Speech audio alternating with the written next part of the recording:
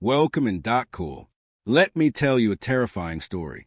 You're on a flight 35,000 feet in the air, sipping coffee, listening to music over your earphones, when suddenly a hunk of metal the size of a baseball rips through the plane like a bullet from space.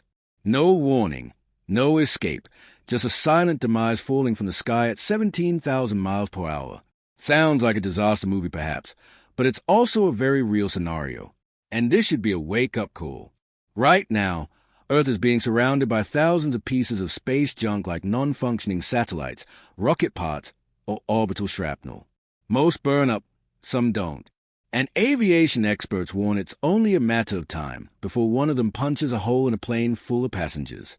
Think the sky is empty once you're above the clouds? Of course not. In fact, it's busier than ever from both above and below. Every day, around 100,000 flights crisscross the globe. At the same time, thousands of satellites, old rocket stages, and debris fragments are zipping through space just a few hundred miles above your head. We've basically turned low Earth orbit into a junkyard, and commercial planes are flying just beneath it. It's like cruising down the highway while someone dumps metal scraps from a bridge overhead. It might miss you until it doesn't. So, what exactly is all this flying trash? It's called space junk. Basically, all the stuff we once shot into orbit that's now just floating uselessly around up there, drifting, waiting to lose enough speed to come back to Earth. Think non-functioning satellites, spent rocket boosters, metal fragments from past missions, and the occasional wrench or bolt lost during a spacewalk. Right now, researchers say there are over 2,300 rocket bodies still circling our planet. And that's just the big stuff. In total, we're tracking tens of thousands of objects larger than 4 in and possibly millions of tiny pieces too small to see, but large enough to cause serious damage. Here's the scary bit. This junk zips around Earth at the speed of 17,000 miles per hour. That's fast enough to turn even a paint chip into a flying projectile. A piece the size of a coin could pierce a spacecraft or an airplane like paper. Most junk burns up in a fiery goodbye. But sometimes a stubborn chunk survives the fall. So far, no commercial airplane has been struck by falling space debris. Lucky us or lucky you. I don't fly that often. But luck doesn't last forever. There have already been plenty of close calls. Large chunks of junk have survived re-entry and crash-landed on Earth, sometimes near homes, farms, or even highways.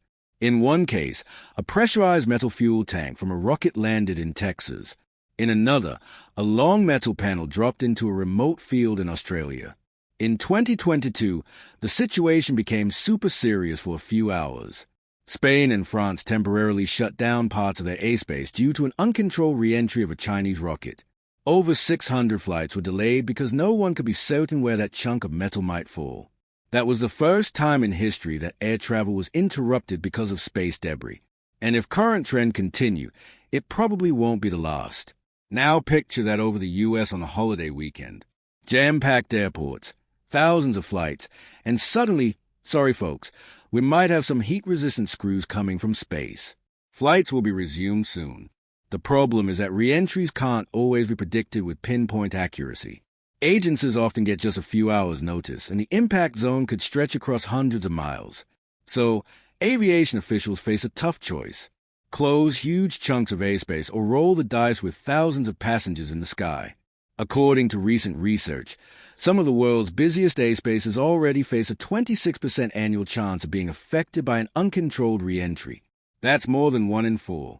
And not because anyone's being reckless. It's just because the numbers are exploding. Over the past decade, the number of objects in low Earth orbit has doubled. And here's the real danger.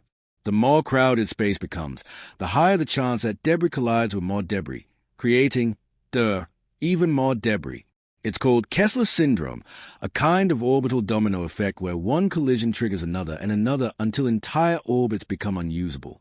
And with companies like SpaceX and national space agencies launching more and more stuff into space, we could be setting the stage for exactly that. Meanwhile, back on Earth, we're flying more than ever. Commercial air traffic has more than doubled since 2000. That means more people in the air, more planes in flight paths, and more chances for a tragic overlap between something falling and something flying. And when that moment comes, there may be no warning. And if that moment ever comes, we probably wouldn't even see it. I mean, before it hits the news. Even with all our fancy satellites, spotting a tiny metal thing dropping out of orbit is nearly impossible. But again, most debris doesn't make it to the ground. As these objects plummet through Earth's atmosphere, the intense heat from reentry usually causes them to burn up completely. That's especially true for smaller or lightweight pieces like aluminum fragments or insulation. Also, even when stuff does survive reentry, a mid-air collision with a plane is extremely rare. Planes cruise at 35,000 foot while falling space junk comes screaming down from hundreds of miles up, whizzing past that height in seconds. The chances of a plane being in the exact spot at the exact time are incredibly slim. It's like tossing a dart from space and trying to hit a mosquito flying across a football field while blindfolded. The timing, the alignment, the odds practically zero. But with more darts and more mosquitoes, that's why experts are still worried. The amount of space junk is growing fast. More stuff falling means more chances for something to go wrong. And while the odds of a direct strike remain low, the risk of aerospace disruption is very real. So, can we just clean it up? You'd think that with all our high-tech satellites, space stations, and reusable rockets, someone would have invented a cosmic vacuum cleaner by now. But space cleanup is way more complicated than it sounds. For one, the junk is moving fast. Snagging this stuff is like trying to catch bullets while being strapped to a rocket yourself. There's also the size problem.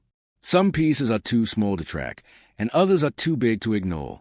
Plus, no one can agree whose job it is to clean up the mess. If a country launches a satellite that later breaks apart and becomes debris, is it their job to retrieve it? So far, no one really knows. Okay, when said like that, it sounds impossible even to me, but I have faith in scientists. However, it's not all bad news. The European Space Agency is pushing for a zero-debris policy for future missions. They want every satellite and rocket launch to have a built-in plan for getting out of orbit safely. Meanwhile, scientists are working on robotic grippers, basically giant space claws that could one day grab junk and fling it into a controlled burn in Earth's atmosphere. This goes to show that the problem is understood, and while difficult, the cleanup is not impossible if we address it in time. The sooner we start taking it seriously, the better the odds that your next flight stays boring and uneventful. You know, the way flights are supposed to be. Unless you sit by the window, then it's breathtaking and awe-inspiring. So, the next time you're staring out your A-plane window at 35,000 feet, relax. You're more likely to spill your coffee than get hit by space junk or upgraded to first class by accident. Scientists, engineers, and even robot claws are already on the case. Space might be messy now, but we've cleaned up bigger messes before. And with the right moves, we can keep the sky safe for everyone. And who knows, maybe in a few decades, you'll be booking a window seat for a flight out into space. Just make sure it comes with asteroid or junk insurance. That's it for today.